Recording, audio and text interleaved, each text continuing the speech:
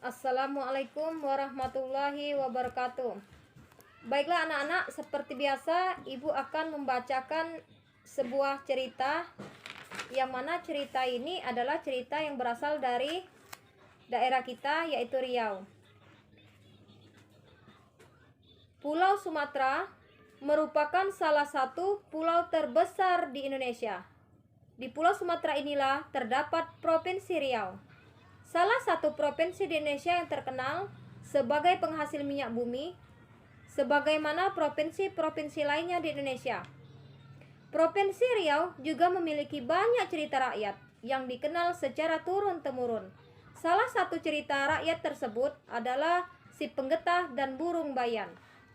Pada zaman dahulu kala, di sebuah tepian hutan rimba yang lebat, terdapat sebuah gubuk yang sederhana. Gubuk tersebut ditempati oleh seorang pemuda yang miskin. Tidak ada yang mengetahui nama pemuda tersebut. Setiap hari, pekerjaan pemuda miskin tersebut adalah menggetah burung di hutan. Karena pekerjaannya itulah, penduduk kampung memanggilnya dengan nama Si Penggetah. Untuk memenuhi kebutuhan sehari-hari, Si Penggetah menjual hasil burung tangkapannya ke pasar. Ketika sedang menunggu si pembeli, Si Penggetah mendengar pembicaraan dua orang yang berdiri tidak jauh darinya. Burung paling mahal adalah burung bayan. Bulunya indah dan suaranya juga merdu. Tidak hanya suara merdu, burung bayan juga bisa bicara seperti manusia. Jika ada yang bisa menangkapnya, aku bersedia membayar mahal. Keesokan harinya, Si Penggetah bergegas pergi ke hutan. Kali ini tujuannya adalah untuk menggetah burung bayan. Jika mendapatkannya, dia tidak akan menjual, tetapi akan memeliharanya. Si Penggetah mencari pohon yang tepat untuk memasang perangkap. Setelah beberapa kali mencari, akhirnya Si Penggetah memasang perangkap di ranting pohon yang kering. Ketika memasang perangkap, Si Penggetah istirahat di bawah pohon itu. Hai burung bayan, jika aku bisa menangkapmu, maka akan kuberikan engkau sangkar emas untukmu. Hari mulai siang, burung bayan yang ditunggu tidak kunjung datang. Si Penggetah pun akhirnya tertidur. Kemudian tiba-tiba, "Hei, siapa yang memasang perangkap di sini? Lepaskan aku! Lepaskan aku!" Si Penggetah terkejut dan terbangun. Ia mencari asal-usul suara tersebut. "Hei kamu, dasar pemalas tukang tidur! Kamu yang memasang perangkap di sini! Cepat lepaskan aku!" Ternyata benar kata orang-orang, burung bayan bisa bicara. "Ya ampun, sungguh sial nasibku hari ini. Kamu siapa? Kok kamu beraninya menangkap aku?"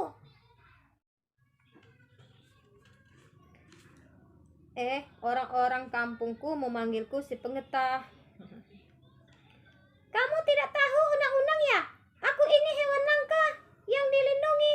Menangkapku sama saja dengan cari perkara dengan Dinas Perlindungan Satwa." "Hai burung bayan, meskipun saya tidak sekolah, tapi aku tahu kalau undang-undang perlindungan satwa itu diterapkan nanti kalau negara ini sudah menjadi negara kesatuan Republik Indonesia. Di zaman kerajaan sekarang, jangankan diterapkan, dipikirkan saja pun belum." "Iya, baiklah. Sudah nasibku jadi tawananmu." "Sebenarnya, aku berjanji, jika berhasil menangkapmu, maka akan kuberikan engkau sangkar emas. Tapi, jangankan sangkar emas, uang pun aku tidak punya."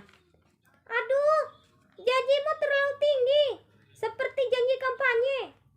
Tapi, aku bisa menolongmu mendapatkan sangkar emas." "Wah, benarkah? Bagaimana caranya?" "Dasar manusia, selalu gampang mengobrol janji dan gampang diberi janji-janji.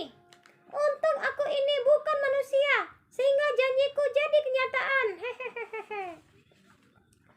"Jadi, Bagaimana aku bisa memiliki sangkar emas? Gampang, aku ini Buru Sakti. Kumpulkan saja kotoranku. Nanti kotoranku akan berubah menjadi kotoran emas. Wah, luar biasa. Kamu memang burung ajaib. Si Penggetah mengumpulkan kotoran burung bayan. Sungguh ajaib. Semua kotoran burung bayan itu berubah menjadi butiran emas. Si Penggetah sungguh bahagia melihatnya. Dan akhirnya si Penggetah menjual butiran emas tersebut. Dengan butiran emas tersebut, si Penggetah mampu membeli sangkar emas. Namun, dia tidak serakah menggunakan butiran emas tersebut dan hal lainnya. Si Penggetah bukan sejenis orang yang tomak. Kisah tentang burung bayan dan kotorannya bisa berubah menjadi emas terdengar hingga ke istana Raja Helat. Raja yang terkenal tamak, kejam, dan tidak memperdulikan nasib rakyatnya itu segera menyuruh hulu balangnya untuk menemui si Penggetah. Bawa burung bayan itu ke sini. Bayar dengan uang yang ia minta. Kalau tidak, diberikan juga kamu. Tidak perlu ragu melakukan kekerasan. Baik yang mulia. Bujang Selamat hulu balang segera menemui si Penggetah dan segera menyampaikan pesan dari Raja Helat. Si Penggetah tentu saja tidak mau menyerahkan burung bayan kepada Raja Helat, tapi ia tidak berani mengatakannya. Si Penggetah memutarkan otak. Bagaimana cara mengatasi hal ini? Bagaimana jika Anda bertanya langsung kepada burung bayan, apakah dia mau atau tidak dibawa ke istana? Baiklah, itu ide yang bagus. Wahai burung bayan, tentunya engkau sudah mendengar sendiri maksud kedatangan hulu balang ini. Keputusan ada padamu.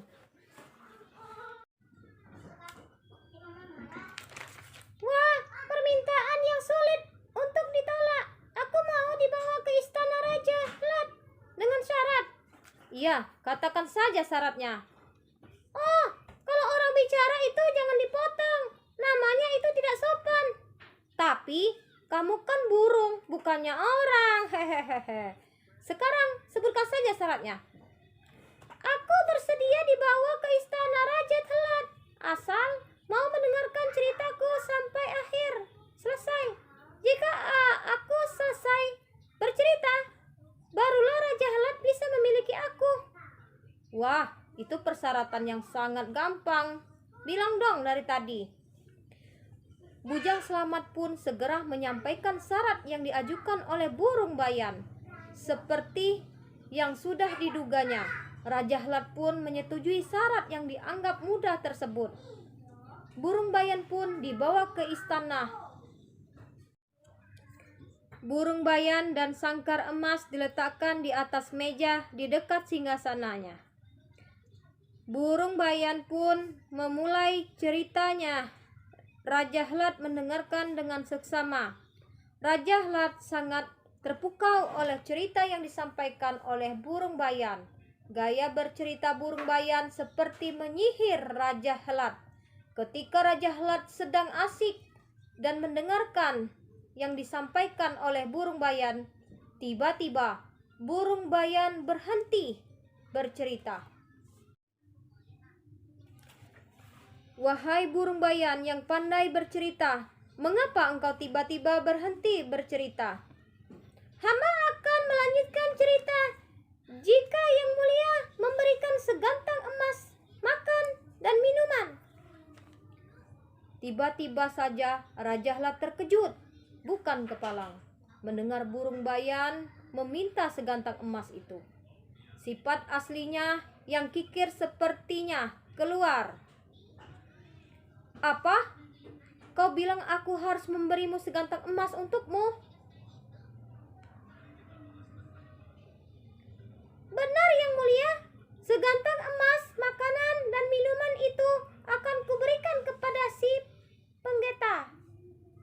Raja Helat seperti tidak percaya dengan syarat yang diminta oleh burung bayan. Seperti yang diminta sesuai dengan perjanjian kita,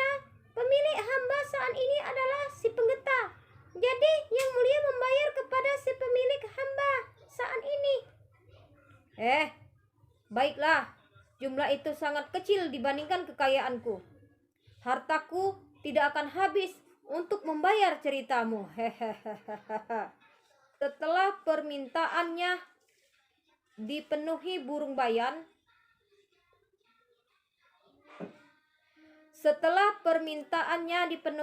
bayan, melanjutkan ceritanya. Raja Hlad semakin terpukau oleh cerita burung bayan.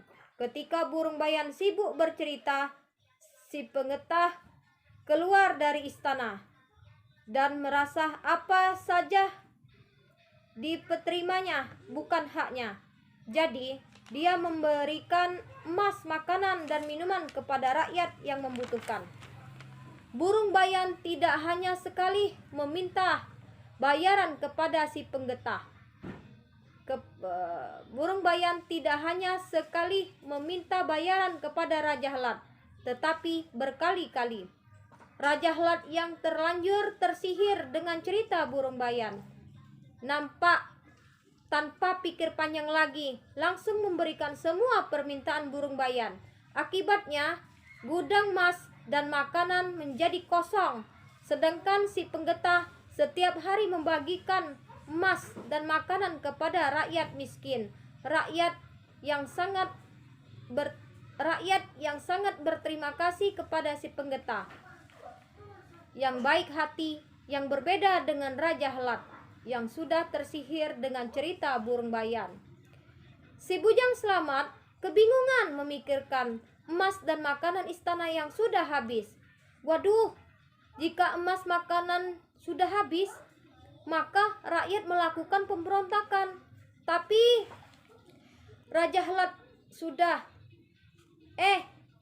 ini gara-gara si burung bayan. Aku harus menghabisi burung itu. Setelah emas dan makanan di istana habis, membuat rakyat mengetahui bahwa raja ternyata hanya menumpuk harta hanya untuk kepentingan pribadi. Rakyatnya bersatu untuk menggulingkan Raja Hlad. Hanya rakyat banyak prajurit dan hulu balang istana yang tidak suka dengan sikap Raja Hlad. Si pengetah pun ditunjuk untuk memimpin pemberontakan.